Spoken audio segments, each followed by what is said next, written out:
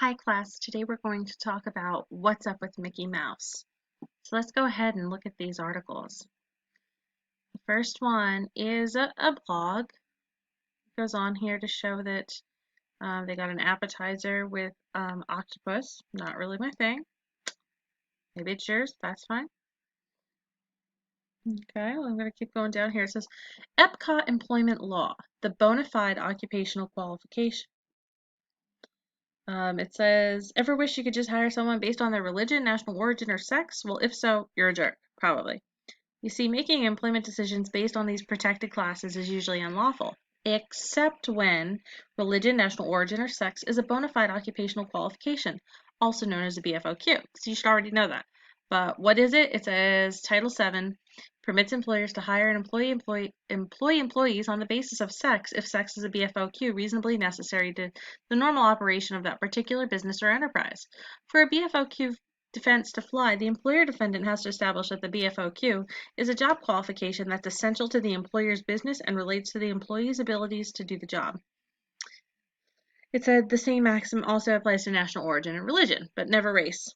Hiring based on race is always unlawful. So think about Epcot. Specifically, consider the World Showcase, in which 11 countries are represented to give visitors the opportunity to feel what it's like to eat, play, and drink their way around the world.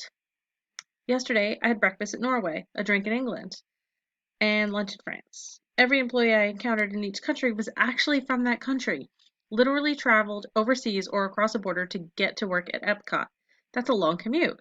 Still, while being born in Germany is not a requirement to work in Epcot's Germany, its employees must be culturally authentic.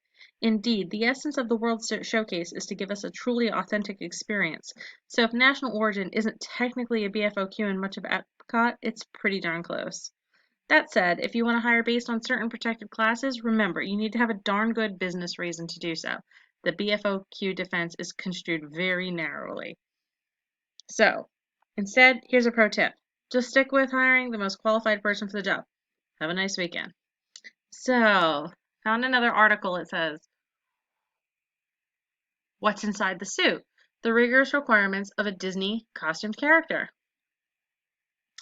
And it goes on through to talk about Mickey and Minnie and the Seven Dwarfs and Pluto and Dumbo and Donald Duck all at Disney parks. So it talks about anyone seeking to become a Disney costume character must go through an audition process, measuring up. So right here, in order to maintain consistency in portraying the Disney characters from one cast member to the next, there are some physical characteristics and requirements that the candidates must meet.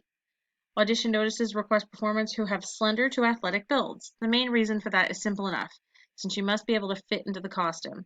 Additionally, the cast members must fall within certain height ranges in order to portray the various characters.